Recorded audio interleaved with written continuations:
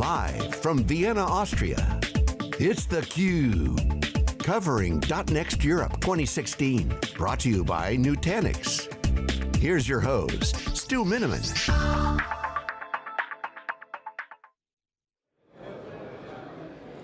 Welcome back to theCUBE, SiliconANGLE Media's program. We're the worldwide leader in enterprise tech coverage.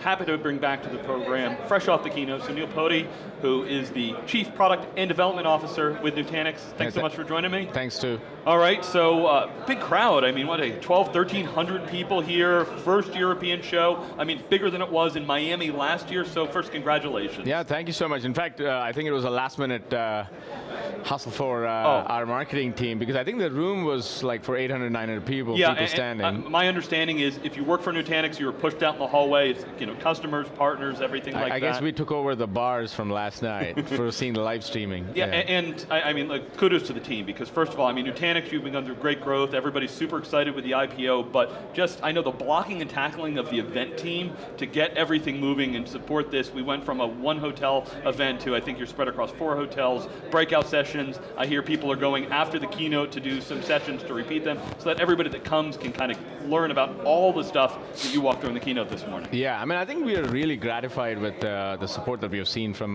the European audience for this particular conference. I think it started off with, trying to figure out, can we actually go beyond our first annual conference? And now, as you said, we are almost 50% larger in terms of attendance, in terms of show of support, right? So Sunil, I kind of like the framework that you laid out. You said there's storage to virtualization to cloud. I think I've been saying for years is, I mean, storage, we want to get out of the storage business. Even most of the storage companies are kind of understanding about solutions and moving up the stack. We saw the largest storage company was just acquired, finished the acquisition there. So that's been changing, but maybe walk us through kind of the thinking of what that means, what that cloud vision that I mean, happy to do so. So I think at a pretty high level, we used to talk about these as 3 acts for the company, between making storage invisible, making virtualization invisible, and then eventually making cloud, as in public cloud versus private cloud, the convergence of that happen. I think at a pretty high level, I think there's clarity now in our evolution of this company. I think we're at a pretty, an inflection point where we are part of 2 acts of the company, and we are in the middle of the first act, is what I say, which is essentially the first act is about bringing the one-click experience of a public cloud like Amazon or Azure to the enterprise.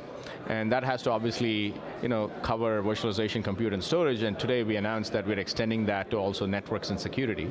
And so that'll take us a while to kind of finish the job, but essentially that's the gist of what Act 1 is about. And it'll probably be a 15-year rollout, we're in the middle of that. And at a pretty high level, I think what you're going to see coming out next year is the emergence of Act 2, where the convergence moves from infrastructure to consumption, convergence of consumption models, whether it be public cloud, private cloud, CapEx, OpEx, however, essentially think about it as making hybrid invisible. So that's what's coming next. Yeah, and you use the analogy of Amazon. You said Amazon is .com with the one click, and it's also AWS with the cloud. I think, Amazon's been around for a while now, but we're still trying to see that play out, and as you talked about, even that one-click simplicity for infrastructure, people are still trying to wrap their heads around it. You guys have great growth, but it's still early for both of those things. Yeah. I mean, I think the way we summarized our view, at least as part of this Act 1 of one-click convergence, was the fact that, if you look at people who look at Amazon and say, oh, we are the AWS for the enterprise, but it's really, there are 2 primary innovations, which is the .com experience, which consumerized the consumption experience, plus also the web scale cloud delivery architectures, right? So I think one of the things that keeps us honest as a company is to ensure that we provide the one-click experience along with the web scale fabric. So that's part and parcel of what we talked about today, was the fact that we can provide that one-click experience across any kind of workload, whether it be files, bare metal, virtual machines or containers, across any kinds of deployments, whether it be enterprise or robo and so forth, and across any kind of infrastructure, whether it be virtualization, compute, storage, as well as networking. So Sunil, big question, we've all as an industry been kind of grappling with is that, what happens to the CIO? What is his role going forward? Do we need a new name for what the CIO's role does? What's your take? I mean, thanks for the setup question. So, no, I mean, I think the way we have internalized this is the fact that, look, I think every CIO, the way I say it, is going to be a CAO, which is today every CIO pretty much is asked by the CEO to say, look, all my businesses are going to Amazon or otherwise in the cloud, and my only option is to now rotate towards the public cloud. And as we've always talked about, really what a CIO needs to do is to become a chief Amazon officer, in the sense that they should be able to react to their businesses and provide the same level of experience that a public cloud provides, but for the right workload. So for certain workloads, I should provide the same, through a single pane of glass, the same experience of consuming Amazon, but in the same way, for certain workloads, with the same single pane of glass, same operational SLAs, I should be able to provide a bunch of enterprise workloads. So that, I think, is the evolution of what a CIO will become, is this, where a business user should be able to come to IT and specify the workload that they want deployed, and IT is able to react quickly and with a single one-click experience provision the workload, whether it's on Nutanix on-premise or Amazon off-premise. Yeah, so we're mostly in agreement, I think, on that. From a Wikibon standpoint, we put out a little over a year ago now, we called it True Private Cloud, and it said the public cloud is really the benchmark, what we have to look at and say, this is how you measure yourself against, and it's not just the price, or even the one click. It's that all those operational things. IT, the joke we had is that enterprise simplicity is an oxymoron because it doesn't exist. So we need to change that environment. So we like the trend, we're supportive of it, and we absolutely think hyperconvergence is one of those first bases on the platform underneath. Yeah, I mean, I think if you think about it, like a simple thing that you get from a public cloud is you don't do upgrades anymore on a public cloud, right? They do it magically. Wait, what version of AWS are you running on? Nobody knows that, right? That's exactly the point. And I think that's essentially a simplistic way, even though it's very mundane. I think that's the kind of experience that we aim to offer for the enterprises. That, look, you should be able to just go download, the screen should be able to, just like iPhone or a Tesla, show up with a new upgrade. I'll just click on it, go take a coffee break, and my clusters are all updated. And that's essentially what we're seeing already with many of our customers, is this beauty of one-click upgrades equates to this experience of a public cloud. All right, so you brought your head of engineering, Rajiv, up during the keynote and laid it out really well. It's two things. Make it simple and give customers what they need before they need it. Okay. I'm going to be at Amazon show at the end of the month. I guarantee you they're going to put a slide up with that bar chart of how many new products and releases they did in the last quarter and the last year. I mean, they are, they turn that flywheel, they keep adding things. How does a little company like Nutanix, compete with innovation and growth and features? I mean, I think, look, I mean, first of all, the size of the company of Nutanix itself has grown. I mean, we are north of almost 750 people in R&D, so it's a pretty hefty organization that's going pretty fast. But that said, I think it obviously has to come down to not just working hard, but working smart. And a lot of this comes down to picking and choosing features that natively need to go into the core product, as we will talk about and so forth, right? Versus features that make and leverage partners, leverage the platform that otherwise Amazon had to build natively. So a lot of our capabilities are around platformification of this enterprise cloud, so that our partners who are willing to help re-platform the data center, folks like Arista, folks like Palo Alto, folks like F5, Citrix, and so forth, right? I think they can leverage the platform to deliver a true 1 + 1 = 3 kind of leverage. Yeah, and just want you to clarify, there's some people I talk to, they're like, oh, boy, that Nutanix is aggressive. They said they're going to take out VMware and they're also going to take out Amazon. It's like, doesn't look like you're trying to head-on attack on what Amazon's doing. Yeah, no, absolutely. I mean, I think it's a good point. I think, look, I think all companies are aspirational, inspiration. For us, both VMware and Amazon are inspirational companies to us, right? Clearly, we leverage a lot of ESX footprint out there, but essentially our goal is to provide an Amazon-like experience. So in a sense, in fact, frankly, for us, the way we think about it is that AWS and the whole public cloud way was a huge tailwind, because it allowed customers to believe that something is possible of this scale and magnitude with this level of experience. And that's really what we come in, is we're coming in the tailwinds of Amazon and essentially providing that same level of experience for a majority of the enterprise workloads. So in that sense, it's very synergistic. Absolutely, that operational model is where we need to kind of, that's the lever that can kind of move IT overall. All right, so Sunil, A lot of announcements, a lot of pieces. We spoke to you back in Vegas. Maybe give us, that was, I believe, 4.7, now 5.0 as the release here. Give us the thumbnail as to what the new so what's news. the thumbnail? I think there's a bunch of tactical stuff, and then I'll talk to you about the strategic stuff. The tactical stuff is around taking the platform, and if I can call it, ensuring that it's able to scale to support all workloads. So for example, we announced the fact that not only can we support blocks, files, and containers, we now have enterprise workloads such as SAP certified on AHV. We now have Oracle now that has collaborated to certify their infrastructure on our block services, so that the whole point being that you can now genuinely leverage Nutanix end-to-end, all the way from VDI to SharePoint Exchange to your high-end OLTP applications. So that was the first sort of, if I can call it, ongoing or iterative capabilities of the platform. Yeah, and congratulations, because that customers are looking, my application, I need it to be certified. Oracle's one. I mean, VMware struggled with that for years as to how that support works. Is that, I saw there's like an Oracle box on the side, and that kind of ties in. Is that an Oracle server sitting outside of a Nutanix box? I mean, what does that mean? The key is that it's like half of the workloads of Oracle are still running on bare metal, or the Oracle VM substrate. And essentially, our goal is to ensure that, look, right now they're essentially a silo right now. It's talking to a separate SAN and so forth using SCSI, iSCSI, or Fiber Channel. Now with the Nutanix Acropolis block services, while you're running VMs for your traditional applications, the same substrate can now connect seamlessly using iSCSI and the ABS fabric into the Oracle farm. So you're running bare metal servers, compute of Oracle, connecting to the Acropolis fabric. And you now get the best of both worlds, which is now you can leverage your existing investments of performance and scale while getting the simplicity of one-click scale out, operations upgrades, and all that good stuff.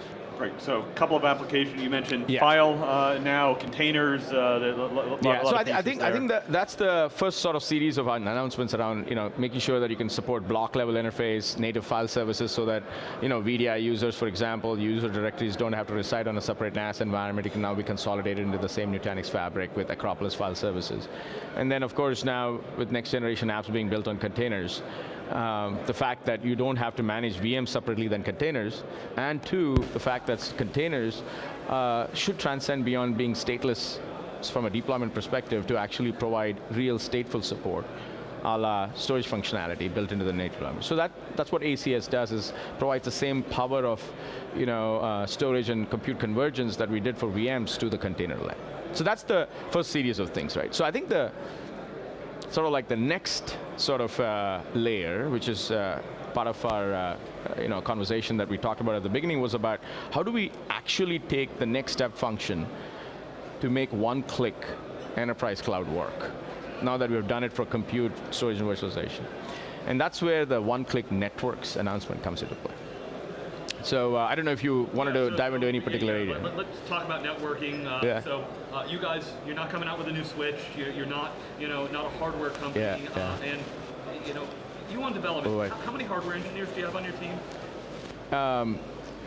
We have a reasonable set of our hardware engineers that are system guys, so just like think about it as the Apple hardware construct, but it's a minority as compared to the software by a far amount. Big time, big time, big time. And so talk, you had Arista up on stage, you had a big logo slide of lots of partners, both on the security side as well as kind of the network side. So definitely understand, networking, if we start scaling out these configurations, networking is going to be key. So, where does Nutanix add to that, and what's yours?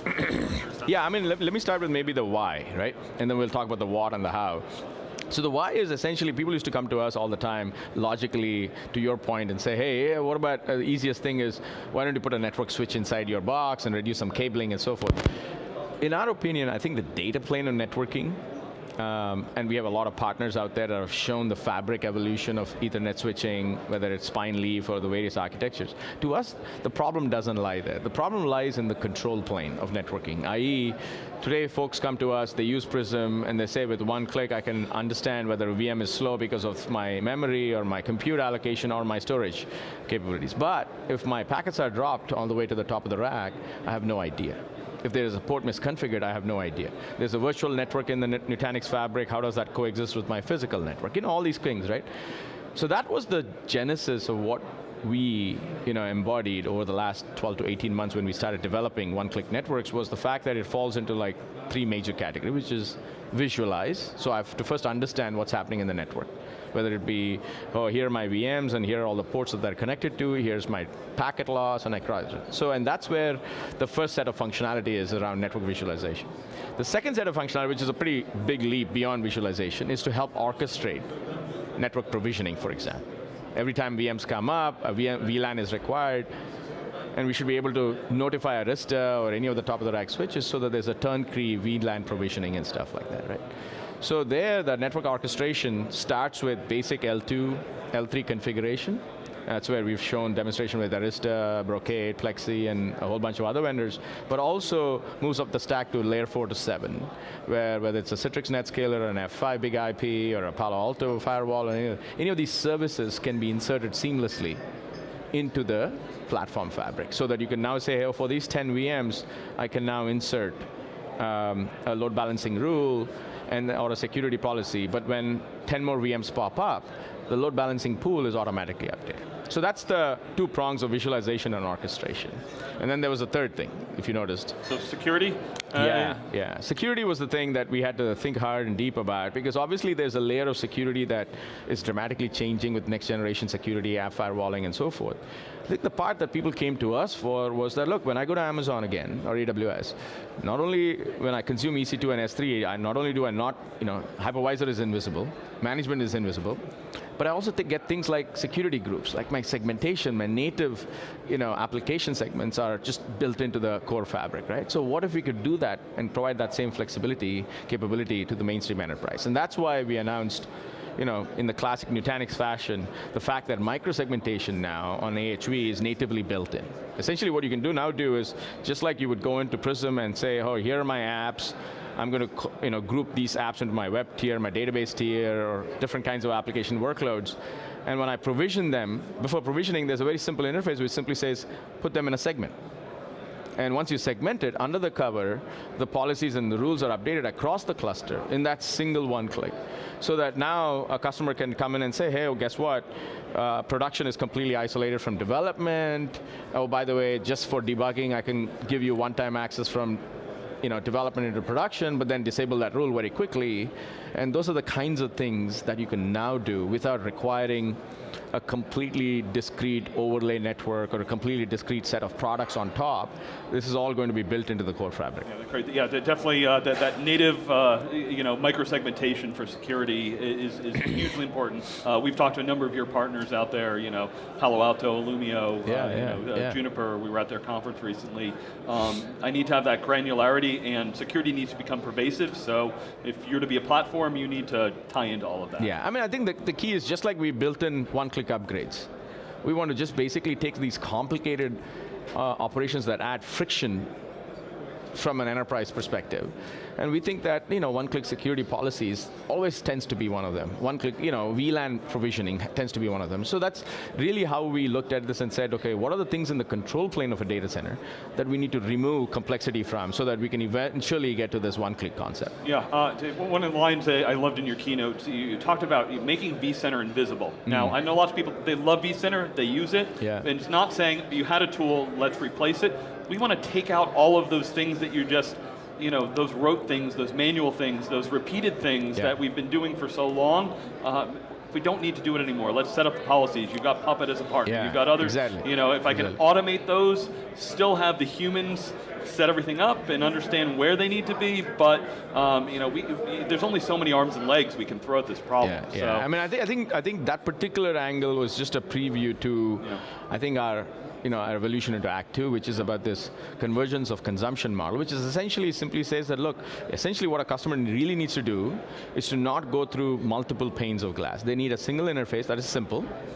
The tooling has to be homogenized or converged.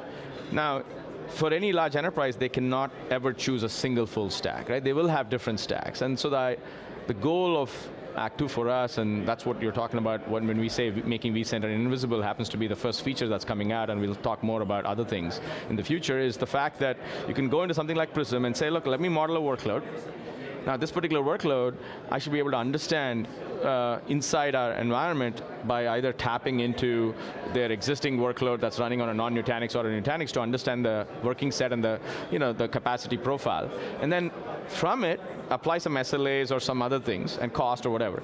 And then from it, the system should recommend, oh, should we deploy it on this kind of infrastructure, which is Nutanix powered, my existing we stack something, or an Amazon stack, right?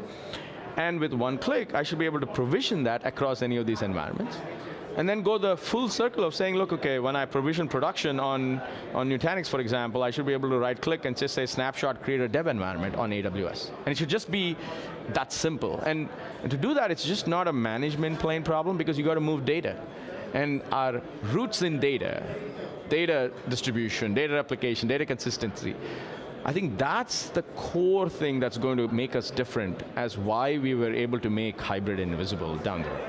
All right, so Sunil, I'm curious, next year is going to be a really interesting year in the enterprise space. Microsoft's supposed to have Azure Stack finally come to the marketplace. Amazon and VMware, cats and dogs living together, those two have partners. As you look at the space, how do some of those moves impact what you're doing? How do you think about that? You've been kind of leading the way from the traditional to there, but some of those big guys are coming in. I mean, I think it's a great question, and I think, look, some of them will be a cooperative play. It's just the way these things work as companies scale out.